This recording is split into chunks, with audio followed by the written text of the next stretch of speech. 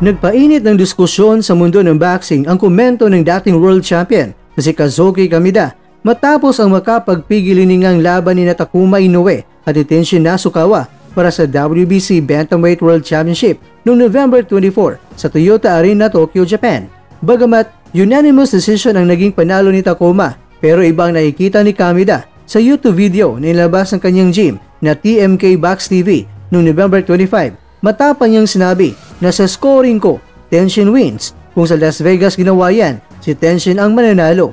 Nag-ugat ang kontrobersiya sa mismong paraan ng pag-score, kung saan maring ipinahayag ni Kamida na malinaw sa kanya ang lamang ni Nasukawa sa unang 4 na mga rounds. Ayon sa kanya, sa sarili niyang tali, nasa 40-36 o 39-37 ang kartada pabor kay Tenshin pagdating ng round 4, at matapos ang 12 rounds ay lumabas sa kanya ang 115-113. Panalo si Nasukawa.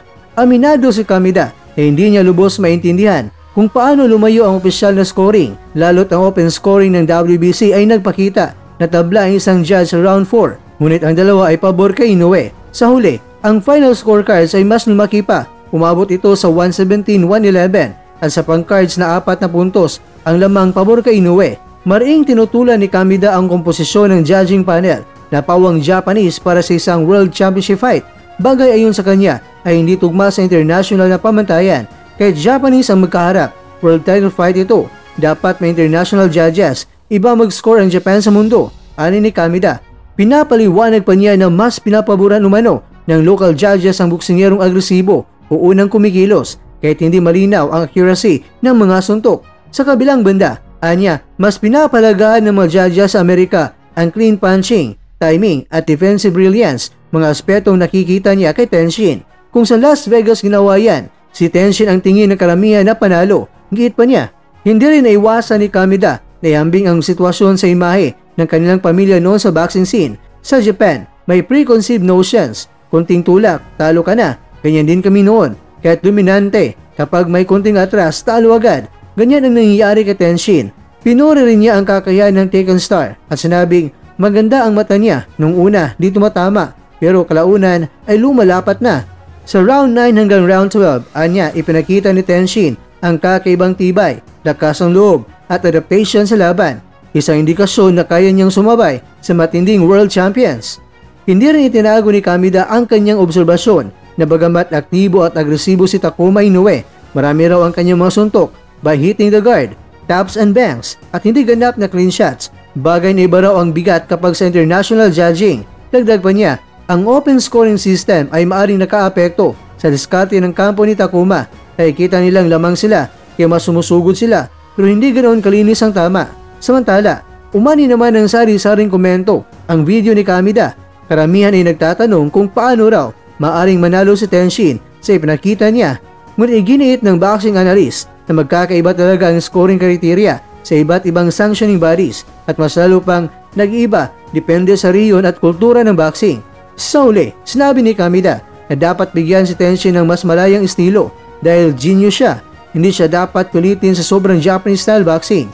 Nagbukas din siya ng ideya na maaring ikonsidera ng kampo ni Tenshin ang pagkuha ng overseas trainer na mas tutugma sa kanyang natural na galaw, timing at instinct bilang dating kickboxing superstar na unti-unting pumapasok sa mas malalim na larangan ng world-class boxing. Samantala, nagpayag naman ng taus-pusong pagbati at paghanga si Marlon Nightmare Tapales, dating Unified World Champion, para kay Takuma Inoue matapos ang impresibong panalo nito laban niyan kay Nasukawa. Sa isang maikli ngunit makahulugang mensahe, sinabi ni Tapales na congratulations Takuma Inoue, great fight and perfect game plan. Ang komento ni Tapales ay nagpakita ng mataas na respeto mula sa isa sa mga veteranong boksingero ng Pilipinas, lalo na't minsang nakarap niya sa ring ang nakakatandang kapatid ni Takuma, ang undisputed super bantamweight champion na sina Uya Inoue. At ayon sa mga taga-Masid, ang mensaheng ito mula kay Tapales ay nagpapatunay sa pagkilala ng kanyang kapwa elite fighters sa disiplina, composure at mahusay na paghahanda ni Takuma. Ang perfect game plan na tinutukoy ni Tapales ay tumutukoy sa malinaw na estratehiya na ipinakita ni Takuma mula sa timing ng mga counters, pagdepensa hanggang sa pagkuha ng kontrol sa mga critical na mga rounds. Ipinakita ni Takuma mga kwento ang maturity at pasensya sa laban, bagay na kinilala mismo ng dating world champion na si Tapales. na may malalim na karanasan sa ganitong kompetisyon.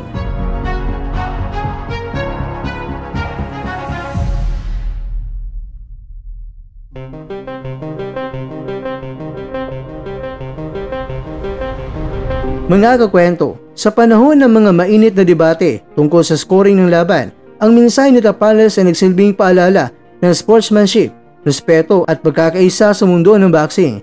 Ipinakita nito na sa kabila ng mga opinyon at kontrobersiya, malaki pa rin ang pagpapalaga ng mga profesional sa dedikasyon at husay ng bawat mandirigma.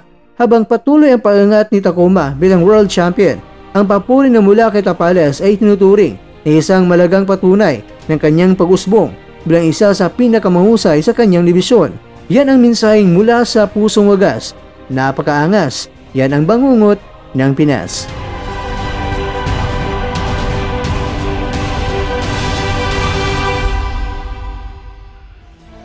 At dyan, nagtatapos ang ating kwento.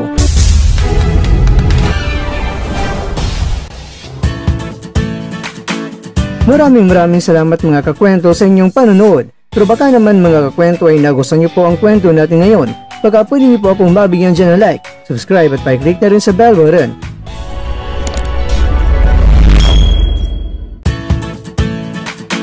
Pero bago tayo tatapos mga kwento, syempre, shoutout po muna tayo dyan sa ating mga kakwento.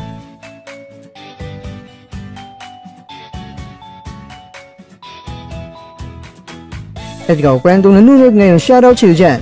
Bueno, hanggang dito na po muna ang ating kwentuhan. At abangan nyo na po ating susunod na video. At dito na po yan sa isang channel na kung saan maaring ito'y mga kwentong di pa na kwento sa inyo.